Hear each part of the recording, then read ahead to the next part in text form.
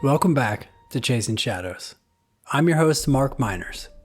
It's October, the month when the veil between worlds frays, when pumpkins grin and the night holds its breath. This month, we're plunging headlong into the spooky. Ghosts, curses, and things that slither in the dark. And tonight, we're talking about a cult that will chill you to the bones. Imagine a California desert, 1967, under a blood-red moon. Black-robed figures circling a fire, their chants rising like smoke to gods no church would claim. They call themselves the Process Church of the Final Judgment. Christ and Satan locked in a lover's embrace, heralding the end. A drifter watches from the shadows, his eyes wild, his mind a tinderbox. His name? Charles Manson. This isn't folklore. This is America's dark heart beating in the sand. So throw on your headphones, light a candle, and listen to the sounds of the dark. Let's step back to London, 1963. Picture a city still shaking off war's scars, where the Beatles rock and hippies dream. Two souls, Robert and Marianne de Grimston, walk away from Scientology's sterile halls.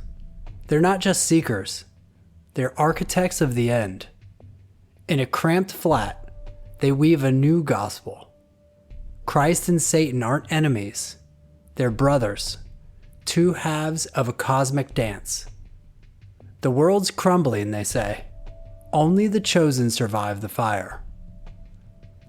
By 1966, they're in America, their black robes sweeping through San Francisco's Haight-Ashbury, where flower children trade peace for darker dreams.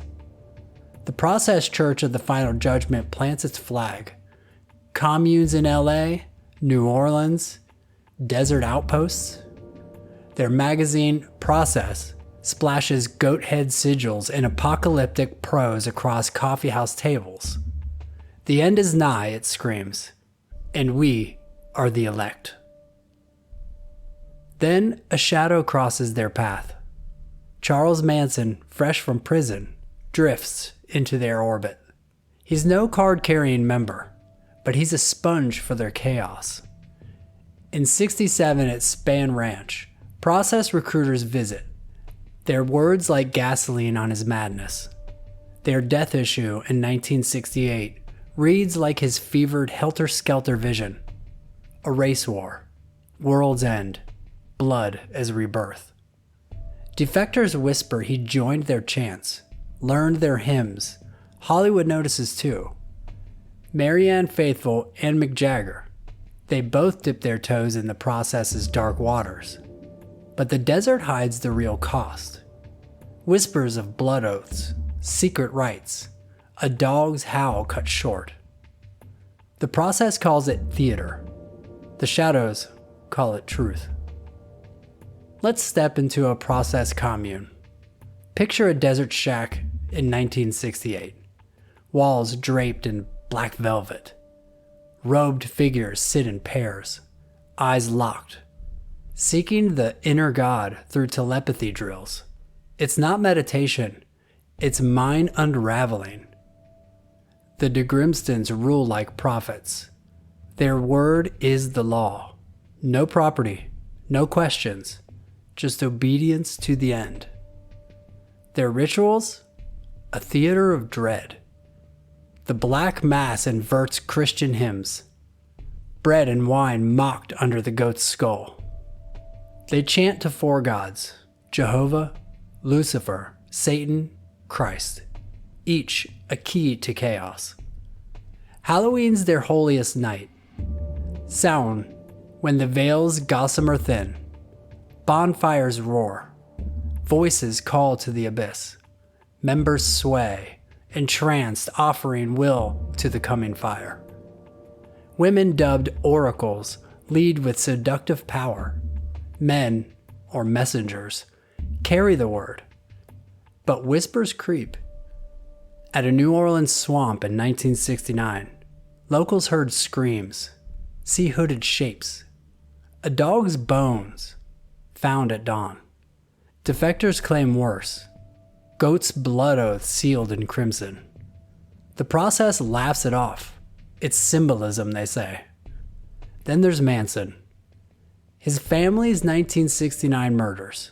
Sharon Tate, 7 months pregnant, was stabbed 16 times. The LaBiancas carved with war.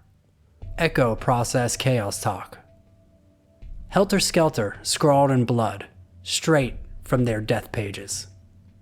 Defectors swear process members visited his ranch and shared rights. By 72, the cult's fading, but their shadow still clings. The 80s satanic panic blames them for missing kids and ritual abuse. FBI finds no bodies, but the fear remains. Ever feel a ritual pull you past reason? Jane, a 1973 defector, wrote, "They promised we'd rule the ashes. All I saw was fear, dressed as freedom." Where do you draw the line? When does faith become frenzy? Share your thoughts in the comments. The process crumbles in 1974. Robert and Marianne split. Their dreams are dust. Robert tries a new path.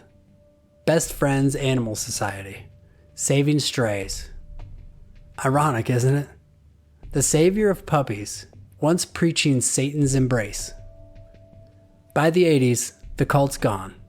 Its communes shuttered. But the ashes still smolder. Manson's shadow looms largest. His family killed 9, maybe even more, fueled by process-like visions of chaos. Helter Skelter wasn't just Beatles lyrics. It was their end times hymn, learned in desert circles. Splinters grow. In the 80s, Temple of Psychic youth mixes process rites with punk rebellion, chanting to the same 4 gods. By 2025, dark web forums revive Satan's power, their old text, trading scans for crypto. A California grove in 2024 holds a process mass. It was raided by the police, and they found goat bones under a sigil. What is it that pulls people to this kind of ideology? Apocalypse is seductive. In a world of wars and screens, the process's promise, survive the end, rule the new, still hooks.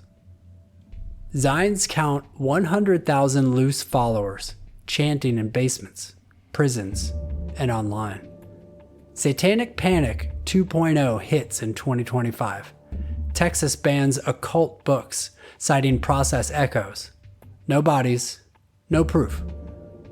But the desert wind carries their chant. It's out there, waiting for the next blood moon. That's all for tonight. I hope you're enjoying October's Dance with the Dark. Give us a like if you enjoyed the episode, and don't forget to follow the channel. Good night from Chasing Shadows. Till the moon rises again, keep the fire burning.